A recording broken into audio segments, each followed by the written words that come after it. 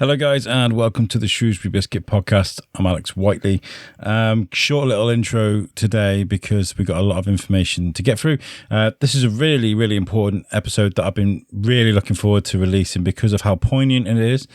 But before I get into this episode, it's very important that I tell you right away that certain subjects in this episode can be quite triggering. Vick mentions it as well throughout this. If you've lost someone during COVID and it's still a sensitive subject, maybe listen to this on a day when you're feeling strong. This is a very important subject that I feel like has kind of dissipated a little bit when we talk about COVID and what happened, because it's 5 years in the distance, or 4 years in the distance. It went on for a while, didn't it? But this event was massive. It happened in Shrewsbury, and the news of this reached worldwide, and the implications of it reached worldwide too. So this is an important episode, but I'm not going to ramble on too much because I want to get straight into it. So this is our interview with Tristan Copeland about the What About Gary documentary. Let's get into it. Hey guys, welcome to another episode in one of my favourite nooks of Shrewsbury at Shrewsbury Coffee House.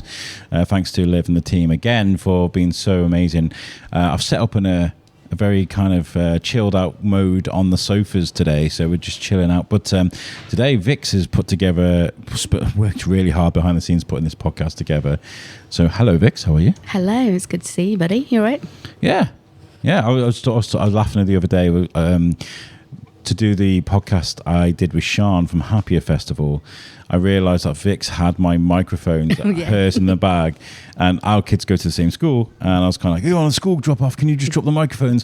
So I dropped my lad off, and I'm stood outside the gates, and my friend sees me, and she's like, what are you doing? I was like, I'm waiting for a bag to be dropped off. Looks a bit dodgy. And she was like, I was like, no, it's not. So yeah, thank you for that, by the way, for dropping off the microphones. Thank you for lending it me. Thank you. Yeah, cool. You brought a guest today. Who's your guest that you brought today? Yes, I'd love to welcome our guest today. Today we've got Tristan Copeland joining us today. I'm really excited about this one, but it's a very emotive subject and very touching. So just a word out to our listeners that, some people might find this quite triggering, quite emotional. But I'm hoping that there's so much to take away from today, and I'm really looking forward to. Do you know, I'm glad you took that approach because I wasn't going to. I'm glad you had the foresight to do that. So well done. Yeah, cool. Yeah, this is it's a difficult situation, a difficult scenario, isn't it? Welcome to the show, Tristan. Thank you. Thank you very much for having me. Thank you. So, yes. Tristan, I'd like to start off by reading out something that's written on your website to help introduce your documentary, which is called What About Gary? So, Gary was my cousin, an artist, and my friend. In 2021, he died from COVID-19 after pushing COVID denial and other conspiracy theories. I made this documentary to discover why Gary believed these things.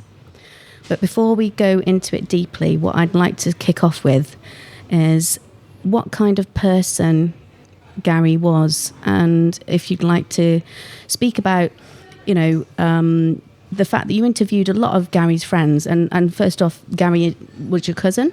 Yes. And you chatted to a lot of his friends in the film, in the documentary, and they had so much to say about him, so many wonderful, warming, loving, just a real testament to him as a person. And I wonder if you could say in your own words what Gary meant to you. Oh, well, so many things.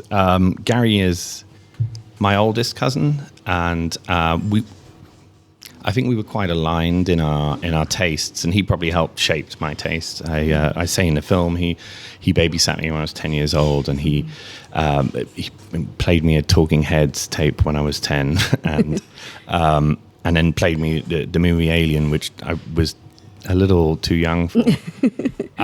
Sound like a cool cousin. And that was kind of the thing. Like, we were in the sort of hip alternative. Arty crowd. Well, he sort of introduced me to that, and that very much fit in with my sensibilities. But and I mean it when I say this, like, Alien is to this day my favorite movie. It very much influences my tastes. It probably helped guide me into working in media and films. And I can still watch it to this day and like marvel at every shot and the way it's done. It's probably why I moved into photography. And I wasn't ready for Talking Heads, but much later on, I'm very influenced by the music. And I watched a 40th anniversary of Stop Making Sense, the concert movie, recently, and I was stunned by it. Fantastic. But yeah, we were the arty crowd, we were the alternative crowd. We sort of felt that we were on the outskirts, the outsiders in Shrewsbury. That's cool though. It's good that you got that realization, but we're like, no, we're going to do it anyway. We're cool for being us, not falling with the crowd. We loved these things, I think, because of what they were trying to say. We were more compassionate, more didn't want to fit into the mainstream, I guess. And Gary was very artistic, wasn't he? His abilities were absolutely incredible. I've absolutely marvelled at his artwork, and I have been, having a look since. Obviously, I've watched the documentary myself. Thank you so much for sending myself and Alex that link. That was really privileged to be able to watch that.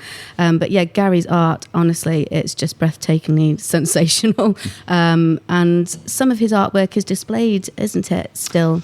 Yeah, he's got a couple of large pieces at British Ironworks Centre towards Oswestry, I believe. Yes. You can still see it. There's a painting of Queen Elizabeth II. Amazing. Roger Moore, right? And Roger Moore, yeah. It's up on the walls as soon as you go in. I've been there a couple of times and stole a couple of shots, but I have spoken to, I think it's Clive Knowles, who's up there, who runs that. It's huge, actually. I don't know if you've been there. No, I've never been there, genuinely. I said to you, but we should definitely get them on the podcast. We need to go, don't we? Yeah. Feel free to drink, by the way, and move around. I'm worried about the metal tables. Oh, don't worry about it. We had, you see that lampshade above that gentleman there? Broke yesterday. Oh, that was you, was it? No, not me. I don't know if it was that gentleman, actually. He might have been him. I don't know. we have it's all organic. Something really funny happened as well last night surrounding you. I went to the comedy gala for the International Comedy Festival. Really cool. Thanks, Nev, for getting me backstage and take photos and selfies with Callie Beaton, who was a great guest on the show. But this guy walked past me, right, looked me in the face and went, all right, he shook my hand. This happens sometimes with a biscuit. I'm not trying to... But he looked vaguely like you, and I was kind of like, see you tomorrow. He went... See you tomorrow? And I went, are you not Tristan? And he goes, no. Who's this doppelganger walking around? I know him now. He used to work at Nerdy. So when I used to record Nerdy and stuff like that, he was always on the front desk. But then the most embarrassing thing was, like, I went back to him. I was like, I'm sorry.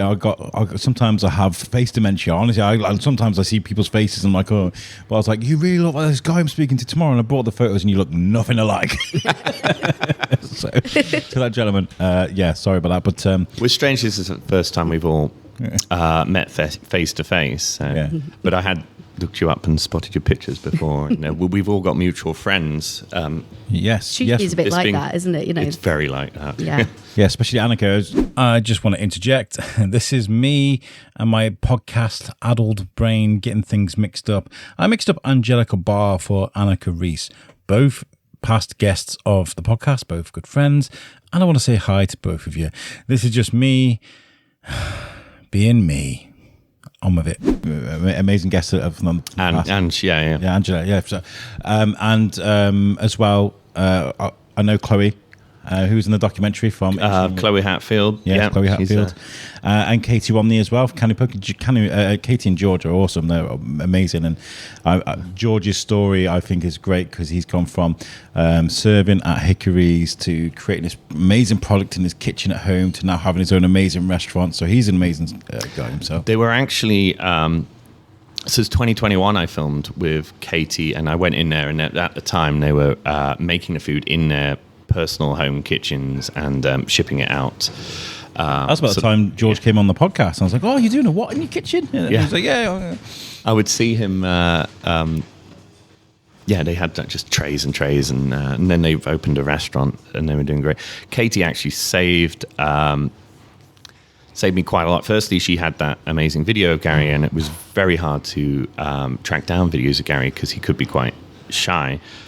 But also, when I met her, it was the last day of filming, and I'd been doing everything myself, but I'd gotten to the point where I needed to be in front of the camera. So it was, May 20th, I think, 2021, and I handed Katie the camera and said, I'm going to pay you for today, but can you just please follow me around with the camera and make sure everything goes right. And I got some of my best interviews that day.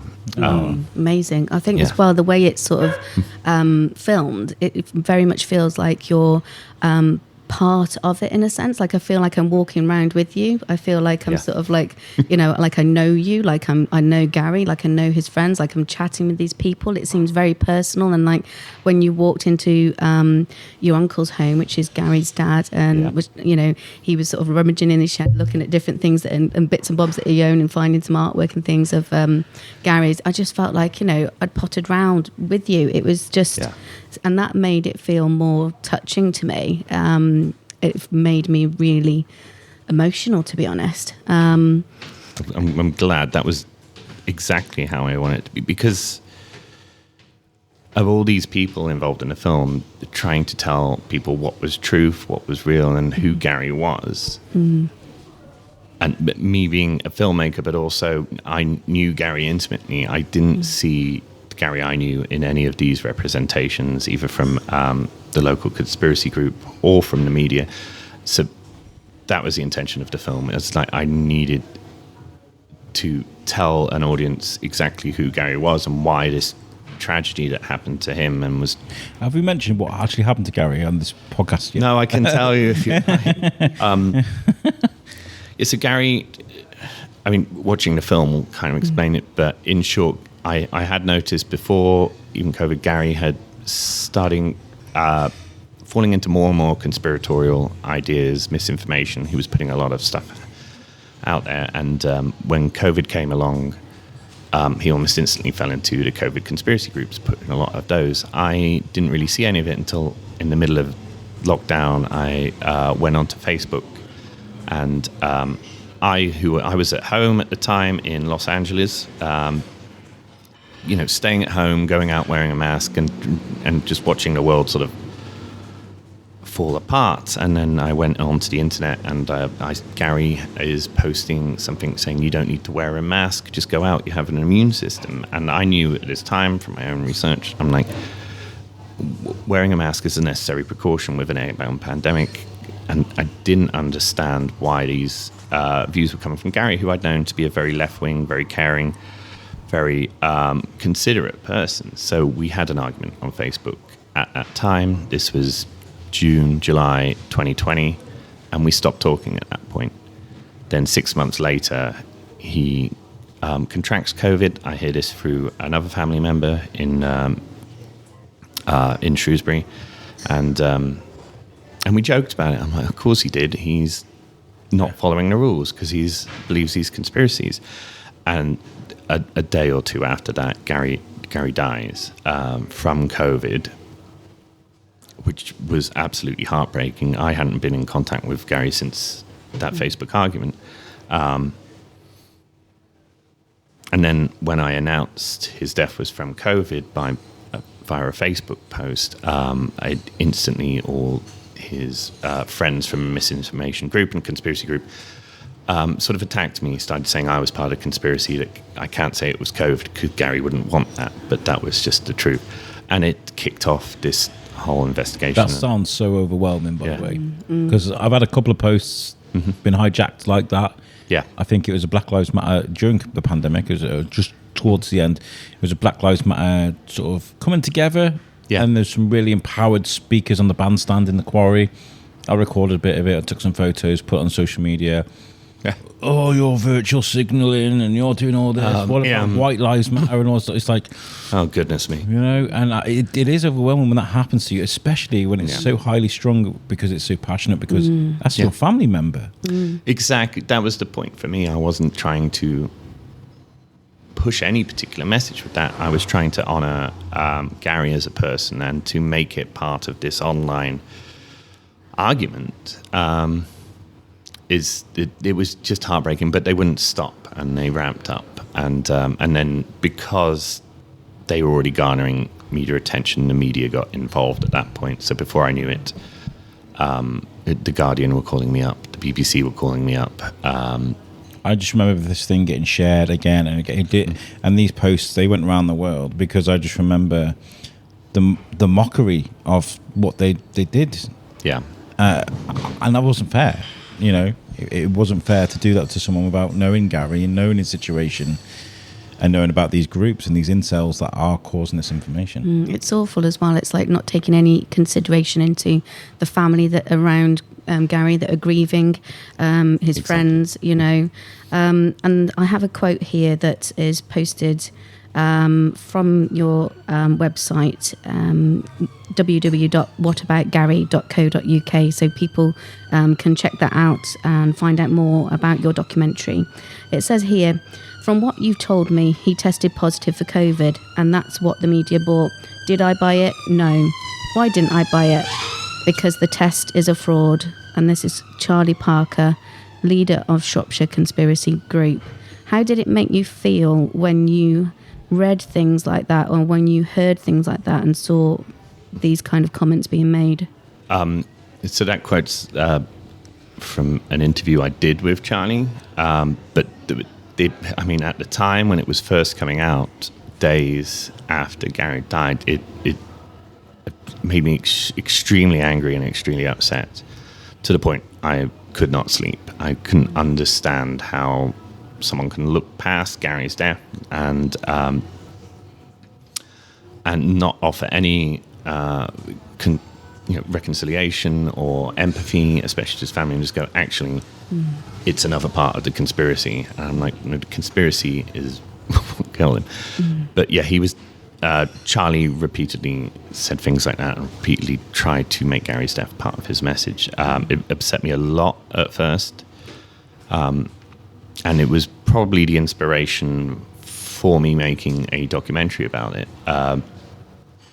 Because that is the way I knew how to tell stories. The very long game. I love that. I love that you played that long game, because it is hard to shut those people up. It's hard to reason with people like Charlie Parker, people that just can't see. Yeah, they believe. I mean, you covered it beautifully in your documentary about how, you know, there are people that talked about it, you know, on the documentary, and also the interview you brilliantly did at the end on the bench when he's talking about all these conspiracies, and you're fact checking as he's talking about it. I love that. You can't reason with people like that. You can't.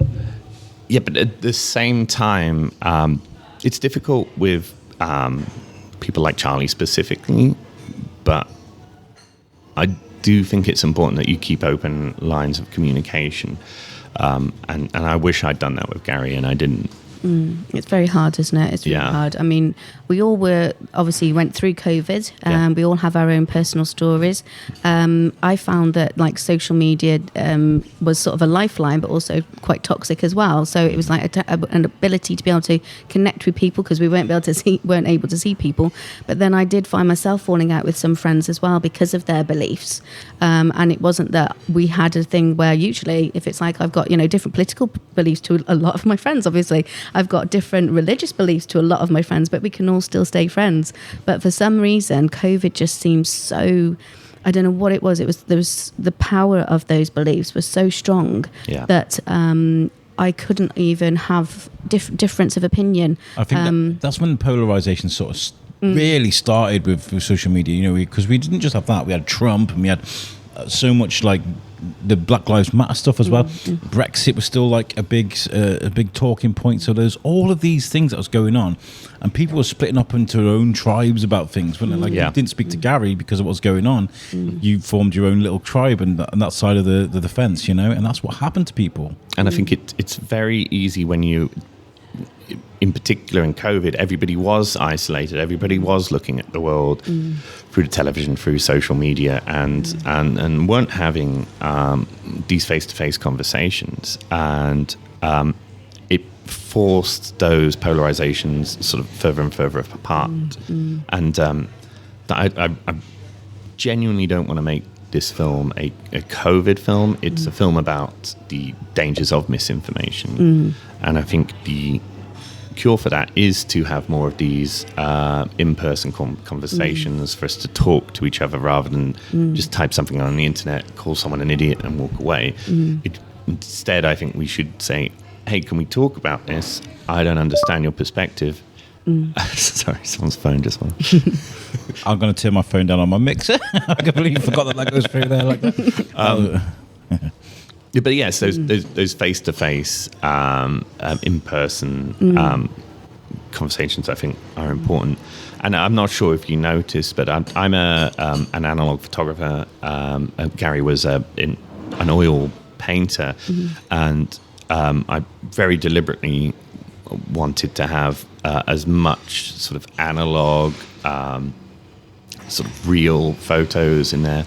There's much earlier cuts had a lot of pictures from my phone on there, but I went back through my archive and Gary's archives and family's archives and used these real photos, and it's to get that sense of this is real, this is physical. That really came across. That really did. Yeah. Fantastic. Talking about what we did before about in social media, I do think like Facebook's had and places like that have a real responsibility to people, because from what I got from the film was that Gary was somebody that lived alone. His connection with people was in-person connection, which he preferred when he was before COVID. And so then he became very isolated during COVID and probably turned to perhaps social media a little bit more. And Facebook, as we all know, feeds you what you're typing in a lot, doesn't it? So if you're looking at conspiracy theories for instance, then all your feed is going to be that, and if you're feeling down and you're putting in something, all your feed is now negative. It's very depressing, and it just like fuels the really dark stuff in a sense, and it's like then that's all your feed is, and then it's really hard to differentiate from. So what do you feel about social media and the impact that has on people? It's tricky. Well, social media, I think we say in the documentary, I spoke to an expert on it. All social media feeds on attention. It needs you to click on it so it can eventually sell you something. That's what it's trying to do. But during that, you have this. It's almost a process, which is I think to have it. It's going to keep giving you slightly more and more extreme ideas, which aren't necessarily true, but they're like, oh, you're interested in. So Gary, for instance, was because he was a compassionate person, because he cared about social issues, he was interested in the war in Syria when it broke out. So I imagine he would have started clicking on that, and it gradually took him to a more and more extreme place, to the point where he took an extreme view on it, and I think that was sort of his gateway into conspiracies. And I think there's also a sense of powerlessness when you're looking at all these media stories. I mean, we could easily mention things that are going on in the news now, which people are very upset about. People are trying to be very outspoken about it. Governments aren't saying what we feel they should say, and it feels like there's nothing you can do. You can post something online, but is that going to change anything? You can maybe go and protest, but will that change anything if this is in another country? So I think that powerlessness feeds into it. But yeah, I would love social media companies to be more responsible for it. But it's such a tricky thing, and what they're trying to do is make money. Facebook for me feels like a social experiment at the moment. It's almost like we just let them see it, see what happens. Let's see how it evolves, because it doesn't seem like there's much policing going on when it comes to people being horrible. I mean, racist and mean on social media. It feels like it's just left to just tick over. Do you know what I mean? I'm seeing an awful lot of that. I was having an argument with see, I'm trying to stay away from this stuff, and I was just talking about with Sean from the Happier Festival about Facebook has now kindly put an X button on the top right hand corner of posts, so you can just tell it you don't want to see it anymore. And that'll alter your algorithms eventually over time, I'm sure. But there's this, we were talking about the ICE detainees in America, and all these horrible scenes that we're seeing. And I was speaking to these Americans, and I'm trying to reason with them about compassion and empathy. And they're having none of it. They came to my country illegally. I'm like, so they don't, what? They deserve to be treated that way? You know, I'm having these conversations with people, and they can't see sense. And I don't know if these are people that are have always been that way, or they, like you're saying, they've been whittled down and whittled away, like to have these more and more extreme views over time. I mean, I don't know how that happens, but it doesn't seem to be like anybody's checking it at the moment. You know, it's and I lived in Los Angeles for 12 years. I have a lot of friends there who. So when I do, and when I do go on Facebook, and I don't go on that often, I'm seeing posts from people I know, people I've met in the flesh, saying that the streets are like. But it's like a Gestapo at the moment, looking for people who might be illegal. Immigrants, and it is very didactic, but it's worrying. Sometimes people can just like, there's only one view that can, and they're trying to defend an indefensible point of view. It's worrying when misinformation like this is used by governments for extreme views, and I don't like. I'm actually very worried about Los Angeles right now. I like that governor though, the governor of California. Newsom. He's cool. He's cool. I was watching a thing you were saying. We're like absolutely segue into something else at the moment. We're going on the right tangent there, but there's some. I think the point we're trying to make is there are some worrying echoes happening right now, and I think your documentary it explains the dangers of just. I think alien. I did some training on manipulation for my support work. Lots of reading and research about it. And one of the first goals to manipulate someone is to alienate them. Yeah, move them away from the family and friends, so you can focus on that one person, and then you can break them down. Mm-hmm. It seems like Gary had already done that by himself in a way, because he was living by himself, and he was in an easy target, right? It is. It's also to a certain extent we all start to feel that way, especially if we're stuck alone and isolated and just on the internet. And if your views get more and more extreme, more people are going to disagree with them, and you're going to feel more isolated, more alien. And it's at that point that you can only fall into the groups who are agreeing with you on these extreme ideas, which is essentially the process of being indoctrinated into a conspiracy group or a misinformation group. I'm not sure how much of it is deliberate manipulation and how much of it is almost a process that perpetuates itself. But in telling Gary's story, I did actually want to give other people who've seen friends, family members, and people who've been close to them their whole lives and seen losing my weight. Now my phone's going off. That's right. It's okay. Sorry. The chaotic nature of this podcast. We're allowed. I wanted to offer a little solace in that. Like, if I can understand Gary's story, I'm hoping you can understand what's happened to your family members. Because I found most people have a version of Gary in their lives. And sometimes it's close family members, like their mother. Sometimes it's an old friend from college or from school. Have you had people reach out? Yes. I've only just started to make information about the film more and more public as I get closer to trying to release it. But through the BBC podcast, people have heard about me through there, and people have started to reach out, and they always have a story like this. It's like a woman reached out to me telling me about her mother who fell into these conspiracy theories, but then and like refused treatment for cancer and things like that. There's always one. It's not exclusive to things like COVID. I saw that recently. In fact, I wrote that down because we'll talk about it towards the end, because I do want to get onto documentary talk, and I want to give you the mic a little bit as well, because I've got like it's good. But there's the young woman that refused chemo due to her mum's warnings. That was very, very recently just happened. I don't know enough information about that to go deep onto it, but it's just echoes again. Yeah, it can be due to religious beliefs, can't it? Because some religions don't believe in blood transfusions or things like that. That could be life-saving treatment. There's also, and if that's in your family, if you've grown up in it, if you feel like you're going against the grain, it's very hard to then. Perhaps, and we could all sit there and go, "Oh, that's terrible," but like, I don't know enough about it. I mean, I think it's, personally, I think that's sad. I feel like if this is easily preventable, like Gary wearing a mask or not going out, or all these kind of things. things, or getting chemotherapy that could probably save you, or blood transfusion, like you said. My own personal view is that's really sad, but like I can't impose my will upon other people. You just can't do that, can you? It was seemed to me as well, obviously, from how you portray it in the film, that Gary came to a kind of realization in the end. What are your, could you explain about that? Well, he'd been sick for like a week or two, and so I think after a certain point you can't deny what's happening to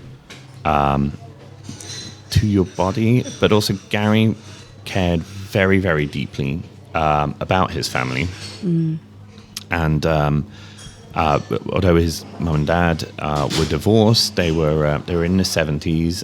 They were more following the rules. They would wear a mask when they went out, but they would they would socially distance. They were doing what they were told. But when they heard Gary was sick, and everyone understandably thought it was probably COVID, they wanted to come around and take care of Gary anyway, but he actually flat out refused, said don't come round, and he because there's a risk. Protecting them. He was protecting them, and I think he did still have enough, social connections with his family that trumped the belief in the conspiracy theories, which can be quite strong because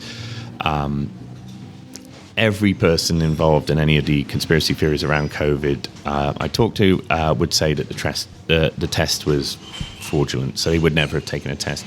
Gary took a test of his own accord, and I think he did that because he wanted to protect his family, and he could never have lived with himself if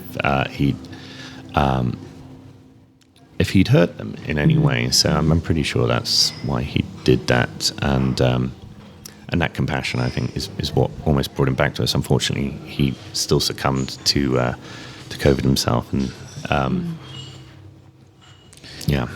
very hard to talk about. It is. Sorry.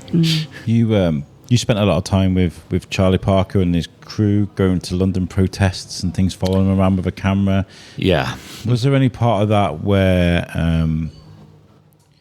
you in any way found them convincing at all? Is there any? Did they chip away at you in any way? Were you angry when you were following him around? Did you just want to scream in his face the whole time? Yeah, I started off very angry with Charlie from our online interactions. And as I started to research the group, I sort of became almost numb to it. So by the time I came over 3 months later, after I'd been vaccinated and taken all the precautions I could, I was almost numb to it. And I by this point, after studying Charlie online, I realized he's a provocateur. He wants a reaction from you. If he can get any reaction from you, he will jump on it and try and manipulate you around to his opinion. Like a martyr. I think he'd love to be called a martyr. or a pariah. Or yes. Yeah. But, pariahs, but yeah. He does think he's a martyr to a certain extent.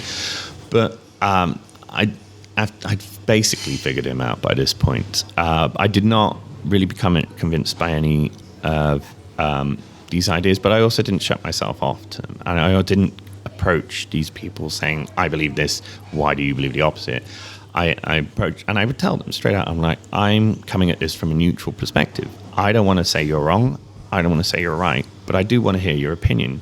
And as soon as I did that to most people, not necessarily Charlie, they would open up and they'd want to talk to me because they were actually, I think it was a breath of fresh air for them to be listened to, because most of these people just don't feel listened to, just don't feel like their opinions have mattered, and that adds to the alienation, I think. Yeah. Once you just say, can you just explain it to me?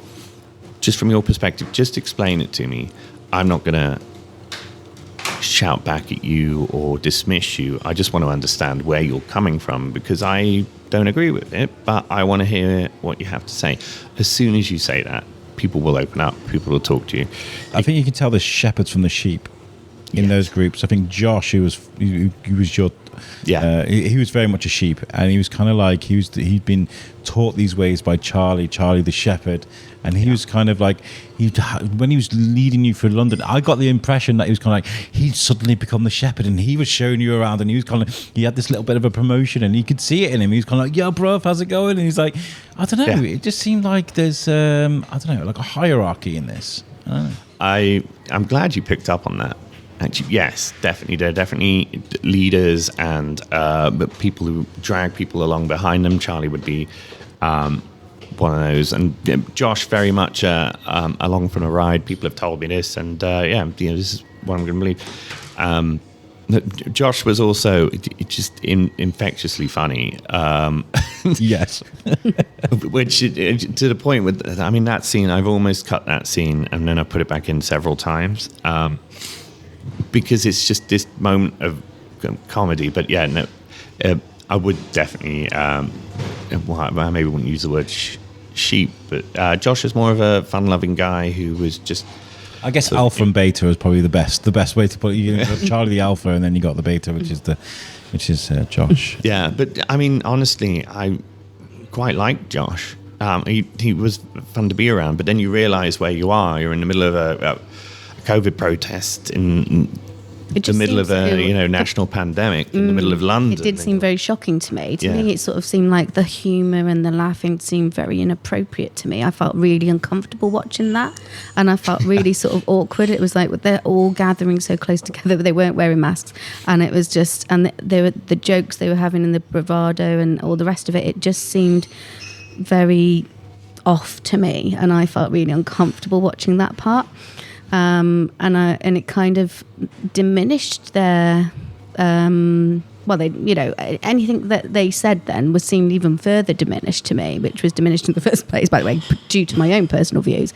I've had the vaccine, I wore masks, I kept a distance, I isolated, I had to visit my dad who was in a nursing home through a glass window, and it could have been the last time I saw him. To protect him and keep him safe, he was isolated, which was a really hard decision to make, because when somebody's close to dying and they haven't got that human interaction, you feel like, well, what is there left, That is that's actually an interesting point, because I stayed with some family friends when I was in Shrewsbury, and actually the father of that group, his mother was in hospital at the time, and he couldn't see her because those rules were in effect. And she passed away, and he never got those final moments with her. And when you hear... Sorry, just noticed your mic was going down there. Yeah, it's what happens when you buy mic stands from Temu. I'm so sorry. But when you hear stories like that, and then someone from Charlie's camp comes up to you and said everything that's going on, all these restrictions are wrong, you can see a point that taking away those last moments you have with a parent or with any family member is just it's cruel, it's heartbreaking, it's inhuman. And what seemed to me was like, because I've had a close friend where she lost both her parents during COVID, and they died alone, it's absolutely horrendous. And just then to see that sort of them laughing and congregating and all the rest of it, it was kind of annoyed me, as to the point with when the politicians were all having that party and we'd all been sticking to the rules. I just felt angry. Did you feel angry during this? And do you feel that there is still a bit of that anger in you, or do you feel that you've had to sort of let that go? Do you feel that you can find some solace? Has this been kind of a cathartic process of creating this documentary? Oh, it's been a hugely cathartic process. I feel like it's a very, very expensive form of therapy that I've given myself for this. There's lots of reasons I did it. I also did it in a way because I wanted to tell this story, which I felt was the truth about Gary. And I needed to sort of deal with it myself. In a way, it was... Sorry to interrupt you. I was just going to say, were you angry to start with? Very, very, very angry. Like livid. Like I couldn't sleep. Angry. But I was also just confused. so I just couldn't understand why Charlie was saying what he was saying, why a huge group of them were saying what they were saying to a mourning family, and why Gary had been involved with these people, why he was saying these things when it was so dangerous and so cruel. And I knew Gary to be a compassionate, intelligent, caring person.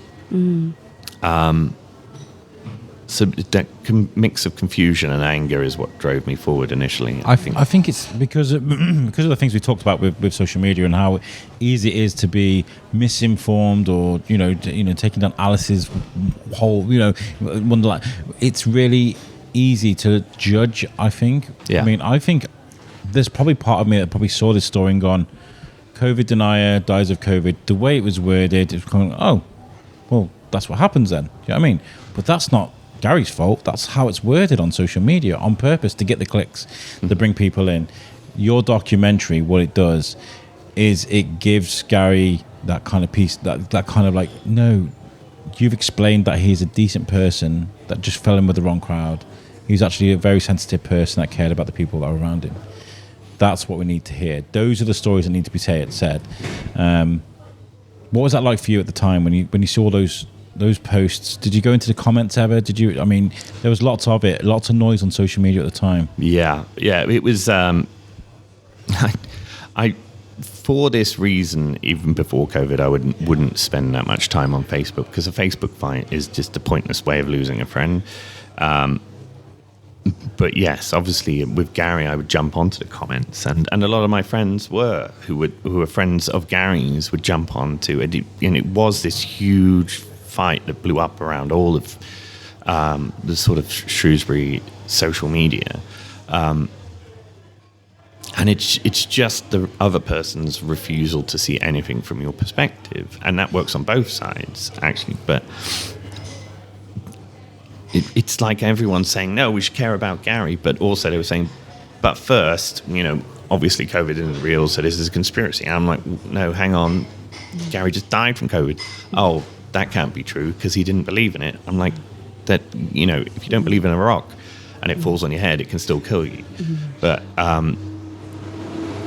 yeah, there was a lot of anger there, and I think it's because nobody was talking.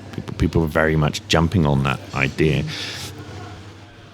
But I mean, what I think thinking about this and thinking about how people respond to things on the media for 4.5 years now, going through this edit, has made me think that like dismissing every single person you read about in the media, everyone who's got an opinion, everyone's got depth, they are probably reasonably close to the same intelligence that you have. They have their own life experience, but it's very difficult to step into their shoes until you can fully understand them. So yeah, Gary was a lot more than a COVID denier, and that's sort of the point of the movie.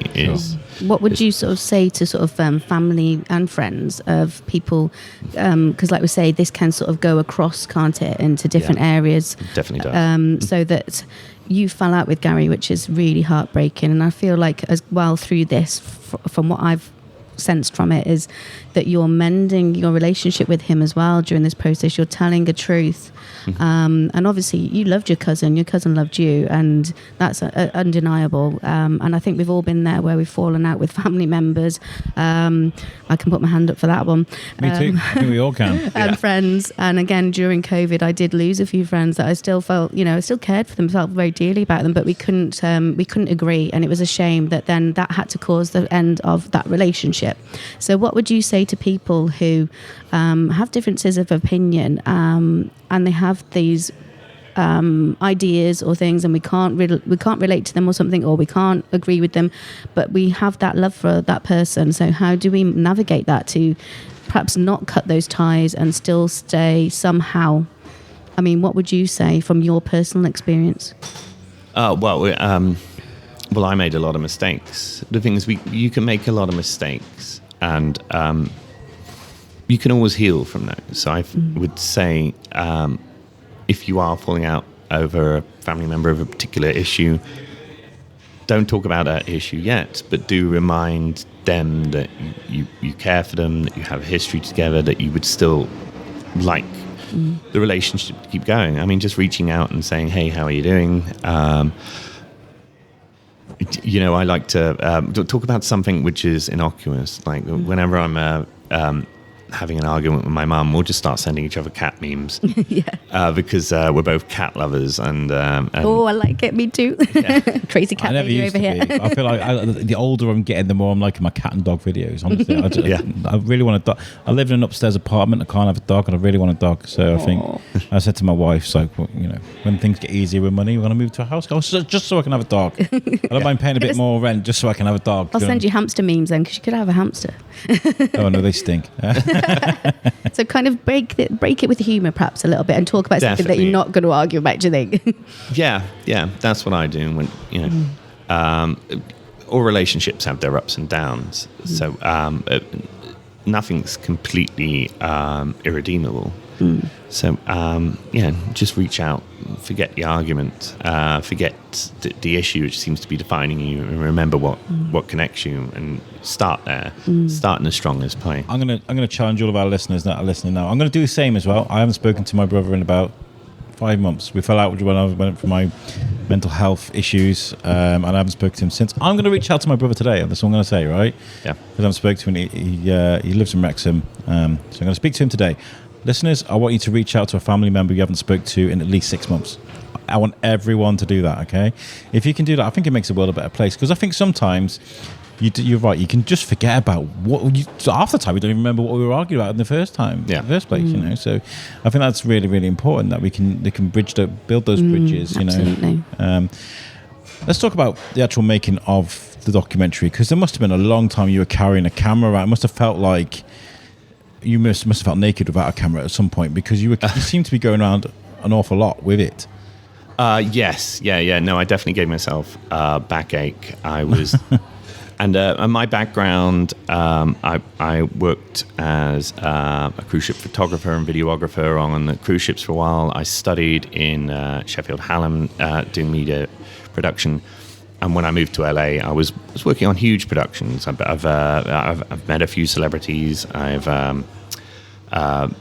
used to work with a famous British documentarian called Nick Broomfield, and for him, I'd produce and shoot. And this one was so personal, and I just didn't know how to raise the money before I came. So I'm just like, well, I know I can shoot, I know I can produce, and I understand this story in Shrewsbury, so I think I'm the only person who can do it. But even then, I still needed to, along the way, as I started becoming part of the story more and more and more, which I was pretty much part of it right from the beginning, I needed to bring other people just to hold the camera and point it at me. I find that sometimes. Sometimes I'll be like... No one's taking a picture of me doing a podcast, because I'm taking the... Do you know what I mean? Like, it's like... And that wasn't a hint. That wasn't a hint, by the way. But this was me yesterday. No. I'm doing it. All take a picture of everybody else. Let's take a picture. No. All take a picture of Alex. Here we go. This is we're taking a picture now. What I mean is when you're offering so much output. Yes. And then you're talking about this story that's so personal to you. You've got to have those conversations too, so it must have been really difficult to turn the focus onto you, so you can speak to your uncle, so you can speak to your friends, sitting on that bank with the bottles of cava when you sit with Chloe, like that. Those are nice moments that, unless you kind of give yourself the license to step in front of the camera from behind it, that's a big issue, right? Mentally. Yeah, and it was actually quite difficult for me. I'm someone who struggles to express themselves emotionally sometimes, so it's been quite a journey for me making this documentary and putting myself in front of the camera. But that was where I sort of found the truth and the real emotion, so it became more and more important to do that. But also physically carrying all the equipment was quite difficult, and it's just I didn't really know how to or where to ask for help. And making films can be tricky anyway. I was lucky at this time when this all happened. I had 15, 20 years of experience doing it. And and I was proficient enough to do it on my own as well. Most people I wouldn't expect to do this. If someone said, "Here, we've got a film crew of one, and they are the subject, the interviewer, and the cameraman, and the sound guy," I would say, "This doesn't sound like you know what you're doing." But it made sense for this, and when I started bringing people in to help because I was desperately needed it always benefited. But I've worked on bigger productions, commercials. I would never recommend making a film like this. Working with Nick Broomfield, he usually works with a very small skeleton crew. But even with Nick, like, he couldn't shoot and record sound and produce the film himself. He needs support. There's usually 2 or 3 of us there on a shoot with Nick, for instance. And then there's the danger of oversaturating your own content, right? Yeah. Yeah, I'm not really the type of person who's broadcasting like self-filmed Instagram reels or TikToks every day. I get a little self-conscious, but making this has made me a little better than that. Well, I really wanted to say thank you so much that you actually sent us the link so that we could watch the film. Yeah. And we've got an interview this evening from yourself, which is so kind, to a private screening of the documentary, which is going to be shown this evening at In Good Hands. What's the reason behind choosing that venue? And tell us a little bit about where you want this film to go in the future, this documentary. Where do you want to see it shown? What do you want to see happening with it? Yeah, so we actually have we're going to have a screening in Birmingham this Sunday, July 20th. Oh, fantastic. At Mockingbird Cinema, which is the largest cinema. And I've been there before. Yeah. You have? Oh, it's great. I love the people there. I went to watch Clerks 3, I think, or was it Jane Silent? But it was a Kevin Smith movie that nobody else wanted in the cinema, so I went there. So yeah, it's a nice place. Nice place. I love it there, and I know some of the organisers. And I realised this would be the first public screening of Gary's film, and it didn't feel right to show it outside of Shrewsbury without first showing the people in Shrewsbury what I'd made, because they helped me a lot. Chloe, they all knew Gary, and Hannah, and even a lot of the people at In Good Hands. They knew Gary. They gave me an interview. They gave me an insight into Gary's world that I wouldn't have otherwise seen, and it was very emotional for them to see it. So I felt I had to show it in Shrewsbury first, to the people who cared about Gary, to the people who knew Gary, the people who were connected to his story. So that's what tonight's invitation only screening is for. Is to give back to the people who contributed to this film so much, who knew Gary, who contributed to Gary. And In Good Hands is actually a cafe that they've displayed Gary's art before. He found that a sort of place of solace. It's where he'd meet his art crew when I wasn't around here. So his friends were there. They all knew him. They all understood him. So that's what tonight is about. Oh, that's lovely. Will your other cousin be there? Because in the film, I keep calling it film, sorry, documentary, you interviewed your other cousin as well, who was also very close to Gary. No, Duncan won't be there tonight. Yeah, we're still working on. Duncan might be one of those friends I need to send a message to later. We're all going to do it. We're all going to do it. We're all going to do it. Absolutely. What I wanted to talk about, and I know this is going to really grate you, I'm really sorry, Charlie Parker and his crew and his group. Are you still in tabs with them? Do you know where they are? Do you know what they're doing? Are they still in Shrewsbury? Do you know, I've 540 episodes of the Shrewsbury Biscuit. I've covered miles and miles, carrying my microphone up and down the cop around the quarry. Never even heard of this guy. Never seen him before. Oh, congratulations. You know what I mean? Congratulations. And this isn't a call to arms, by the way. Yeah. Charlie, I don't want you on my podcast. I don't want to speak to you. Do you know what I mean? I don't want to speak to people like that. I really don't. I would. Charlie's very vocal about issues that he likes to be vocal about. He is around Shrewsbury. I know where he is. He's protesting a mental health institution. I've heard recently. Because I think he might have a family member inside. I think I know what you want about. Yeah. I don't really approve of Charlie's methods. and I do think they're dangerous, not just for the public, but also for Charlie, because he's so provocative, he gets himself into trouble. So I try to be quite careful what I say about Charlie, because he doesn't actually live in Shrewsbury. He lives outside, but I know where he lives. But I've been asked not to say what town he lives in. Okay, that's fine. And I think we don't want to provoke. We don't want to. Yeah, the whole point. Don't want to provoke a reaction, because that can become violent very quickly, and I prefer to avoid violence with things like this. Like even if it seems just, or if it seems these people are deserving, or even asking for it, or deliberately looking for a reaction, don't give them that reaction, because it's just going to escalate into a nasty place. Yeah, sure. And by the way, I'm not discouraging people from protesting things. Injustices going on in the world. I feel like that's really important. It's the provocative nature I don't like.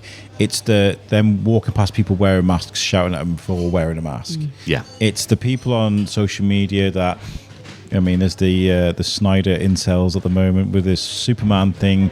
If you like one version of Superman, you get all of a load of abuse from these Snyder. I don't know if you know about this. No, I'm not. I'm clueless about this one. Well, there's the Zack Snyder version of Superman, and then they stopped that, and then they've started to make another one with Dave Corenswet instead of Henry Cavill. Oh, I haven't heard about this particular argument. Yeah. The Snyder fans want them to carry on with the Snyderverse and carry on with Henry Cavill. So they're crapping on the new version with James Gunn, and it's this incel movement. But it sounds really petty, but they're really getting stuck in on people just for liking something. I think it's like everyone should be entitled to their own point of view, and there should be freedom of speech. And I also think that people who have different views, I'm always willing to listen, to ask and say, why do you think this, and what's led you to think this? Like you were saying before, to inquire and to show an interest in things, because we can all be educated in different ways. And obviously, the friends that I sort of fell out with particularly over COVID, and their conspiracy theories, I personally felt was putting themselves at risk, putting others at risk. I was concerned for their health, their well-being. But I do still think that people should be allowed freedom of speech, and that everybody should be seen like they are a person. They've all got their own personal situation, their own experiences, their own sort of. I think you're right until it gets dangerous. Yeah. Yeah. Like when it's like you say, when it's dangerous, when people are sort of. Not I can almost cope with people disagreeing on different versions of Superman. Yeah. But when it comes to things like COVID, measles, cancer, these kind of things, and measles is a big talking point at the moment in America. It's rife, right? Yeah. That's because people aren't vaccinating their kids. Again, I can't force will upon these people. They make their own decisions, but it's having respect, isn't it, as well? It's having respect for each other. It's like, well, I respect that you don't agree with what I'm thinking, but respect that I want to wear my mask and I want you to stand 2 feet away. Exactly. Don't come up in my face. Yeah. It's kind of like the respect isn't there. Is that that's what I found myself personally. That's the thing. It should go both ways. Why don't we talk about the mask? If someone comes up to me and says, well, I don't think masks work, and I don't want you to wear them, well, that's fine, but I do think they work, and I do think 6 feet and maybe getting vaccinated is like, could you respect me enough to keep 2 meters away, or to wear a mask when you come into an establishment that I'm in? Because just because you believe something different to me doesn't mean you're not being disrespectful right now. I remember I did some training in 2023, halfway through 2023, I think it was. And the gentleman was wearing a mask. I was doing the training. Yeah. And he's like, look, I know the pandemic was like 3 years ago, but my wife is at home. Yeah. And she's got problems with her immune system. I've got to be careful. So I wear a mask. And nobody asks any questions. And he didn't even have to explain that, because I think we're grown up enough now not to want to ask people why they're wearing a mask. Just, if you want to do that, fair enough. You do see it a lot more now. I've found actually one of the early editors for this. He has twin teenagers, children, and his son. sort of after the pandemic finished, he said, actually, I feel a little more comfortable wearing a mask in public spaces. So he would continue doing it. And it was for no reason other than he felt comfortable. And I talked about that in some of the interviews for the film. It's like, I mean, at the time, while I was doing a lot of the interviews, I'd do them in public places. And you go to like an outdoor restaurant, you could eat outside, for instance, and they'd have you, while you walked into the outside part, you would wear a mask while you were walking to your seat. And then you would sit down and you'd remove your mask, which at the time just seemed counterintuitive. It's like, well, hang on, so just the walking space. Yeah, I remember all these conversations. Yeah. But it gave you that transition point. You feel like, oh, okay, we're safe now. It felt safe. Or for some people, seeing that compliance, seeing that it felt safer. And then the fact is, we were, in a way, even though we were very isolated, we were all in that together. And it was only working through some, I mean, not all, I don't agree with all the restrictions, but working through some of those was a way to protect people. And it was a sort of mental protection as well as like actual physical things that helped. My time during the pandemic was not like everyone else's. I worked in support. I was working throughout the whole thing, literally full time. And that was nice because I'd wear my ID and I'd get welcomed to the front of queues into the supermarket and stuff. That was kind of cool. I spoke to you before, Tristan, about like there was one point when the Shrewsbury Biscuit was one of the only places that was giving out, pushing out content because everybody kind of stopped. Yeah. And that was cool because I worked out a way to do it with Skype. You know, I was like, oh, my H6 plugs into my laptop and then I can record what's on my H6. I worked out a way that we could do virtual before Zoom was really a thing. It was actually before Zoom was released. So we were doing these really cool interviews. But then I could see, like, obviously these things happening with people getting. There was I was meant to bring it up earlier. There's a guy that put a post on Facebook and it went viral, and he was like, "I didn't believe in COVID. I didn't wear my mask, but my mom just died. It's very real. Please, people, wear a mask." I remember seeing that, and I was like, "Oh my God, this guy's gone. He's hit realization on one of the worst possible levels." Yeah. And the thing is it is still about, it is still out there, and there's new strains all the time. And I used to work in a secondary school, and a couple of the teachers there were still wearing masks because obviously it's a breeding zone for viruses and, children. Yes. And obviously a lot of people, in the world do still have compromised immune systems. I've got autoimmune conditions myself. So if ever I get anything, I seem to get it a lot worse. Some of the staff that I worked with were still wearing masks now, and they have found that they're not getting other colds or other infections as easily. They're keeping well for longer. But also with these new strains, are you vaccinated? Would you have the boosters? And what do you think with COVID moving forward? So when I made the film, I was living in California, and before I traveled over, I actually got one of the first releases of the Moderna vaccine. So that was a 2-part one. So I figured out I had just enough time to get the second jab if I got it early and get on a plane and do the quarantine in UK. But after that, I got 3 extra boosters of Moderna. And I think the boosters, I mean, I'm not a medical professional, but they help top up because there's new strains, so they have new, what's the word I'm looking for, antibodies.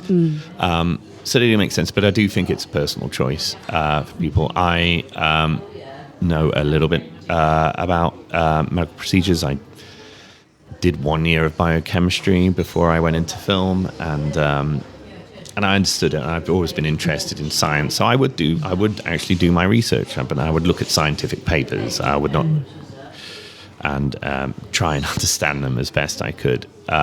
But I also agree it's not for everybody. Although these vaccines have been rigorously tested, there's always going to be things that come out and people might not feel comfortable for them. They might be at the wrong time in life. It is a medical intervention. So It's scary as well because it is. There's so much information out there, and it's hard to know. The scientists are saying things, and there's all sorts of different information, and a lot of it misinformation. Yeah. Say for myself, the first vaccine I took was the AstraZeneca. Yeah. And I have actually one of my autoimmune conditions is a blood clotting disorder. Oh no. And apparently, people with blood clotting issues shouldn't have probably taken AstraZeneca, but that wasn't known till much later on. And at the time, I thought the risk of dying was higher if I didn't take it. So my choice was I'm going to risk it and take it, not think of perhaps possible side effects or dangers of perhaps some people dying from the vaccine. But again, there wasn't any data, was there, when it was first sort of coming out? There was very limited data. What was your personal reaction to that? Because I've heard different sides from perfectly sensible people about AstraZeneca. So.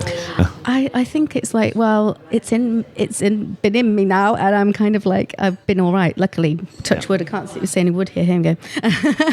I feel that I'm okay. As in, it hasn't killed me. It's kept me alive. I haven't, died of COVID, which I'm really grateful for. I'm still here. And I didn't get COVID for the whole thing. I feel like I don't know whether I'm a miracle child. Maybe my blood is a cure. I never had COVID. Oh my wife, I've had it multiple times. I've never had it either. Wow. And I would, when I was in LA taking other jobs, they tested rigorously. Usually I'd test 3 or 4 times any job I'd have to go on all sorts of levels of tests.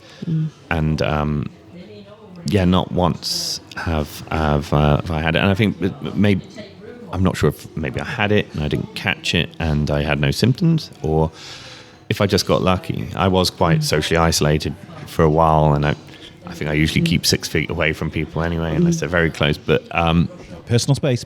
Yeah, or maybe I got lucky. But I definitely know people who took precautions but still got it. I know people who didn't take any precautions and didn't have it, or they had it but it was nothing and they didn't care. It's interesting how it's this mix of actual medical fact and interpretation, political things. But because of my health, I get offered it early. I sort of when my mum gets offered it, who's almost 80, I get offered it at the same time. So I have the annual flu jab as well. Yeah. And I definitely found, because I've had COVID multiple times, that it gave me a mild aversion. And I felt that when I've had the flu as well, because I've had the flu jab, I've had a mild aversion. Because I have been in the past really ill, with chest infections, and it's been quite scary, And I think people with, like you say, with conditions as well. Like I said, my friend lost both her parents, and one of her parents had COPD, and it's horrific to see that, how people were struggling, who did contract it and get it really bad. It sounded like Gary had it really bad, and you said in the film that he was even talking on the phone to his parents, and his sister got very emotional, which really made me almost like tear up. It was just so like a lump came in my throat, that you could hear it in Gary's voice that he was so struggling with his breath. And he I think to protect her, he told me in another part of that interview what Emma told me that though he'd try and say, it's cold, I just had a smoothie, it's making my voice crack. But I think everybody knew at the time, like, this is really hitting you. And the worrying thing about COVID, and I heard this from someone else who was hospitalized from it, and this was in LA. They were very, very healthy. They were executive producer, but they would box in their spare time. I'm miming boxing now. I was wondering where that was going. I don't know. Skiing. I skate in. And this happened around the same time. And apparently, it would. It always have the same sort of process. You get gradually iller and iller and iller, and then 6 to 8 days after symptoms start to show up, there'd be a moment, usually in the morning, where you get so out of breath that you almost collapse and stuff. And if you don't get to hospital in those few seconds, that's when people pass out. And it's a process called hypoxia, and I'm not sure if they quite understand how it works with COVID, because they didn't really understand it at the time. But somehow it stops the oxygen in your breath passing into your bloodstream. So you can take all the breaths you want, and it's not oxygenating your blood, which is making you more confused, which is making you more panicked. You literally suffocate in your own. And unfortunately, that's how Gary passed away. I mean, Gary looked like a really healthy, physically fit guy. I mean, I think I actually met him once in the range. I think he was serving in the shop. I was in there buying, art materials because I'm into that myself. And he looked like a really strapping bloke, really physically fit, and he was only, how old was he? Sorry. He was 46 when he passed away. It could literally happen to anyone, even those who were really physically fit. It's not the elderly, the frail, it's, He'd about 20 years earlier, he'd had he'd survived testicular cancer, and I think after that he took very good care of himself. He'd go down to the gym quite a lot and work out. He was buff. He wanted to. He kept it quite trim. He was definitely in better shape than I am now. But yeah, it can literally happen to anyone. So people often look for mitigating factors, like was he immunodeficient? Did he have other diseases? Was he out of shape? Well, this is why you shouldn't judge people. Exactly. Yeah, because you just don't know. And I just remember the moment me and my wife watched it, and there's a moment when my wife got irate. She was shouting at it. She was like, "Who the hell does she think he is?" When Charlie was going, "We want a post-mortem. I want to make sure he's checked." And I was just like, she was like, "That's not his right. That's his family's right. He just wants to use him as a political pawn in his little conspiracy theory. Like, he had no right." That was yeah. It was that Very was emotive. one of the harder things, and Charlie would repeatedly reach out to Gary's family at a time when they're at the worst stage of mourning. Yeah. And that was the thing that made me probably the angriest at the time, and I asked him repeatedly not to. And Gary's death was pronounced as COVID right away, and the doctors went to his family and offered a post-mortem, and they were like, "It's 99% going to say COVID, and you're completely welcome to one." And they considered the fact that to prove what they already know would involve literally desecrating Gary's body. They declined, and that's the reason why they didn't want to further. It's nobody's business. Charlie had no right demanding that. I mean, listen, this is like, I know this has been touching for a lot of people to listen to. Yeah, I think we have had to. There should be a trigger warning at the start. There's some people have told me they've lost family members to COVID, and maybe you've also been affected by conspiracy theories. Put that at the beginning. Do not listen to this podcast. You will make sure that I mean, Vic's did a great bit at the beginning, but I'll make sure on the intro we put that this is a very triggering episode. But what's going to happen with the documentary then? Where are you going to put this? Have you spoken to any TV streaming places, BBC? I mean, what are you going to do with it? Those conversations are starting right now. The films. The screening tonight is actually an early version of the film. It's not completely finished yet, so it's going through post-production now. The usual process with a feature documentary is to enter into a lot of film festivals. So fingers crossed for BFI Film Festival in London. We have an early preview screening in Forward Film Festival in Birmingham this weekend.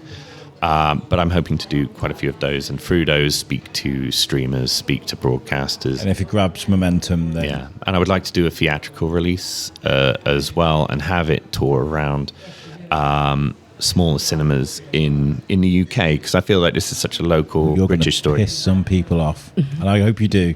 I actually hope that we can start a conversation, we can start talking about this, which is why I said, please don't attack Charlie. Try and talk to him, try and protect him, because in a way, Charlie's a victim of misinformation. Also, he's just made himself a general in that. I want people to start talking to each other again, because misinformation can rip people apart, and unfortunately, that's what happened with Gary. But I do believe that those connections with our family and friends are what's going to heal us, and I would like us to lean into that, to lean into what what connects us rather than what splits us apart. Beautiful.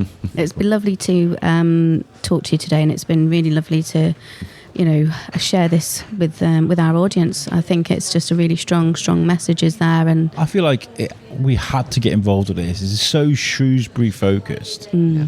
We'd be mad not to get involved with this. And like I said, I do remember all this happening in 2020, but I was selfishly releasing You Suck at the time, my old network, which we had teams in the UK and the US. There was like 5 different podcasts on one network.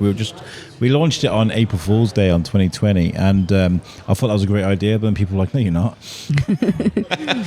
Like the last thing you want to do when you want people to listen to your podcast is release it on April Fool's Day because people think it's a joke. But yeah, that's what I was working at the time. I was working full time. It was just the whole pandemic was just, we were technically homeless because I was living with my mother-in-law. So it was just a difficult time for a lot of people. So now that the documentary is out, it will hopefully illuminate how big this was, and this was the epicenter of something that went viral on a massive scale. It's interesting it happened in such a small town, and but had worldwide implications. And I'm sure you're going to connect the dots. This is going to network. I feel like there's going to be people like, we had a guy like that, we had a guy like that, we had a guy like this. And maybe like there'll be like a time when we'll be like, we can work out the actual sort of effect that misinformation's had on COVID victims. I think as well, it's so to remember that Gary, this wonderful person that Gary was, and that such a sensational artist. I've seen his artwork; it's incredible. Have a look out for Gary Matthews, his artwork, and also at as we were saying earlier, at the Ironworks, the British Ironworks, some of his artworks on display there, and to also to feel that there is a moment of grief there that. This young person had his life cut short, who, could have met his life partner, could have had children. He seemed to love his niece, was it? His niece and nephew. And nephew, love family, a very loving, caring guy. And I think we need to remember that the testament to Gary in this, and thank you so much for all what you've done to bring this to light. And I just think it is wonderful what you've done. The documentary is incredible, and I hope you carry on doing more, creating more, and sharing this message more. And I wish you all the very best. And I feel that I just wanted to reach out to you and say that you and your cousin, you're still, I'm crossing my fingers now, you're still like that. You're still like that, and my heart does go out to you and all of Gary's family and friends as well. I'm so sorry for all of your loss. Well, thank you so much for inviting me on the podcast to talk about this, because really I wanted to have these conversations and have people learn about Gary's story, and hopefully we can learn from some of the mistakes that were made, and see that that Gary's kindness in the end, I think, won through enough to save his family. Absolutely. And stuff, and hopefully his story will inspire people to talk more. Brilliant. We're all going to do that after this, aren't we? Yeah, everybody that's listening to this, reach out to family members you haven't spoken to in a while. Let's breed love, rather than misinformation. It's a great way to end it. Thank you so much, Tristan. Thank you. Thank you so much, Vic, for organising this in the background. You did a great job. And to the guys from Shrewsbury Coffee House as well for letting us come here and take over the sofas for a couple of hours. This has been a really good one. Thank you very much. Thank you so much. Thank you. So, yeah, there we go. Very poignant stuff. The documentary, if you ever get a chance to watch it, is brilliant. Actually blew me away. So Tristan, thank you so much for sending the link so we could watch that. I know it's gone into further production since then, and I do hope to watch it again in its final state. We didn't actually go to the viewing that evening. I can't even remember why I couldn't go, but there was something else came up, so we couldn't make it to that. So to everybody involved with the documentary, thank you for telling this story out. I've just been writing the podcast blurb now as I'm setting this up for release. And I feel like what this does is it adds context into a news story you may see on social media. We hear about people passing away on social media all the time, and you just scroll past, don't you? And you forget these are human beings with real lives, family members, friends, and in Gary's case, art. Beautiful art. This is it's a sad story that one of the hardest things for me to deal with when I was researching this, when I was watching this, putting this all together, because this was an episode I really needed to look at and make sure I got everything right, was the thoughts of the family and what the family went through when they were mourning the loss of Gary. And then, this story did go worldwide, it did go viral, and in those comments there would have been some horrible things. Now, I'm not assuming that a family that's just lost a family member is going to go straight into those comments and look at them, but they're still there, aren't they? They're still in the universe, and it's not fair to treat people like that. So listen, thank you so much to Vix for putting this together. You did an amazing job. Really, really good work. Tristan, we've been chatting since we did this. We're going to meet up for some beverages and talk about creativity, because we've got similar work ethics and ethoses of wanting to make content. So I feel like there's some possibilities there. This is a true example of how podcasting can make friends. This was really, really good one. If this is your first time listening to the Shrewsbury Biscuit podcast, please go to follow us on social media. We're on Facebook, Instagram, TikTok. We're on Threads too. I also want to point you towards the website for this documentary. It is, I've just written it now. Where is it? It is whataboutgary.co.uk. You can learn about, I guess, when it's going to be released, information about the documentary, and you can see the artwork that's been put together there as well. It's a really good website. And you can also follow them on Instagram as well. It's literally whataboutgary_doc on Instagram. Give them a follow. Keep in touch with what's going on with this documentary, because I think when it gets released, I feel like this is going to snowball into something bigger, genuinely. And this is all happening in our streets in the SY, baby. Thank you so much for tuning in, and I'll catch you on the next one. Thank you to all involved in this one. Peace out.